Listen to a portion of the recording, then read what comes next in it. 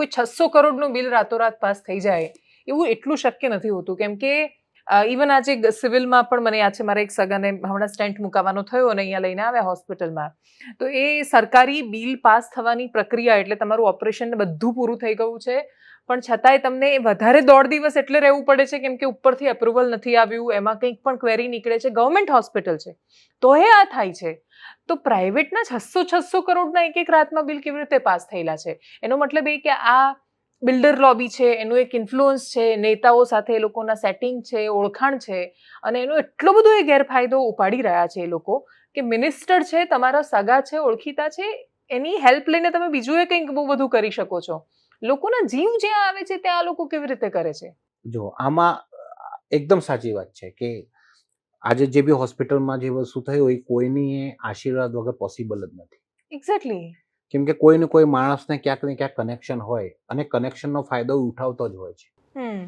અચ્છા, મેં ઘણા બધા અધિકારીઓ બી જોયા છે. એ અધિકારીઓ સાચા અર્થમાં સાચું કરવા માંગે છે, પણ એમના ઉપર બી ફોન આવી જાય છે, પ્રેશર આવી જાય, ભલામણ આવી જાય.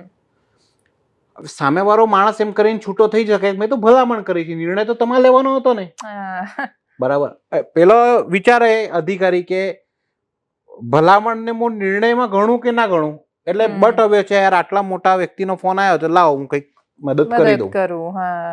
હવે સામેવાળા વ્યક્તિના ઇન્ટેન્શનની જે વાત કરું છું હું વારે ઘડી કે ઇન્ટેન્શન ખોટો થઈ ગયો છે ધીમે ધીમે. તમે અત્યારે જો દરેક જગ્યા ઉપર નોબલ પ્રોફેશનમાં લોચા, દરેક પ્રોફેશનમાં લોચા છે. આજે આપણે પત્રકારિતામાં બી જોઈએ તો અહીંયા બી પૈસા જ ઘૂસેલા છે. અતિશય.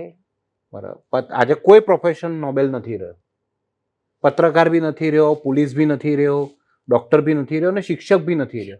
શિક્ષકમાં આપણે જોયું સુરતમાં, માંડવીમાં, દાહોદમાં આ કોણ હતા નાની છોકરીઓ સાથે બલાત્કાર કરવા વાળા લોકો? આચાર્ય હતા ને. તો ક્યાંથી નોબલ વાત કરીએ? અત્યારે 2 આના કેસીસ થયા ACB ના. અહીંયા આચાર્ય પેલો ટ્રાન્સફર કરવા માટે પૈસા લઈ લીધા. એટલે અત્યારે જે વસ્તુ ચાલે છે ને, ઇન્ટેન્શન જે છે ને બધી જ જગ્યા ઉપર આ ખોટા ઇન્ટેન્શન થઈ ગયા છે. કમ સમયમાં વધારે પૈસા કમાઈ લેવા છે દરેક વ્યક્તિને, અને સાચી રીતે નથી કમાવા. દરેક વસ્તુના પૈસા કમાવો કોઈને ના નથી, પણ સાચું કરીને કમાવો, મહેનત કરીને કમાવો. તમે જે કામ કરો છો એના સામે પૈસા લો તમે, પણ બધા લોકોને અત્યારે ખોટું કરીને પૈસા લેવા છે. વાત ત્યાં ઊંધી છે. ખોટું કરો ને પછી પૈસા લો, સાચું કરીને પૈસા નથી લેવા કોઈને. હા, મેં એક દિવસ વાત કરી હતી ગુડ કરપ્શન બેડ કરપ્શન ની, એમ કે એક અમુક પોલીસ કર્મચારીઓ એવા છે કે જે તમારું કામ સરળ કરી આપે છે ને એના પૈસા લે છે, અને અમુક એવા છે કે જે પહેલા અકાઉન્ટ ફ્રીઝ કરશે, તમને બધા એકદમ લાચાર કરી દેશે ને પછી કહેશે કે આટલા આપો તો આટલું કરીએ. ખંડણી ઉઘરાવે છે, લિટરલી એક્સટોર્શન કરે છે. અહીંયા હું તમને બેડ ને ગુડ કરપ્શન ની વાત નથી કરતો, હું તો એમ વાત કરું છું કે સારી રીતે કામ કરીને તમે પૈસા લો. જેમ કે આ હોસ્પિટલની જે વાત છે એના અંદર મારા કહેવાનો મતલબ એમ છે સરકારી પૈસા તમે લો, મન મૂકીને લો, ના નથી, પણ જે દર્દીઓનો તમે ઓપરેશન કરો દર્દીઓ સાચા હોવા જોઈએ.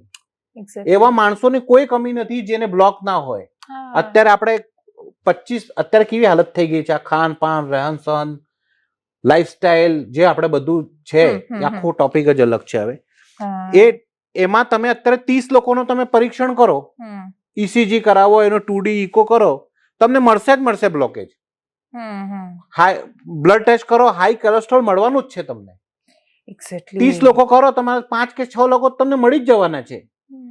મારે કહેવાનો મતલબ એમ છે કે એક કેમ્પમાં જ તમે લઈ લેવાની શું જરૂરત છે કે આ એક કેમ્પ કર્યો અને ત્યાં તમને તમારા બકરા ના મળે એટલે ગમે તેનું ઓપરેશન કરીને પૈસા લઈ લેવાની, આ ખોટી રીત છે. બીજો કેમ્પ કરો મળી જ જશે તમને. પેલી મહેનત પણ નથી કરવી, એમ તમે સમજો કે આ તો મોઢામાં વસ્તુ છે ને એક પ્રેશર કે ભાઈ આ જે ગામમાં કેમ્પ કર્યો તો આ કેમ્પમાં આટલા બકરા કેમ ના મળ્યા, આ ખોટું છે.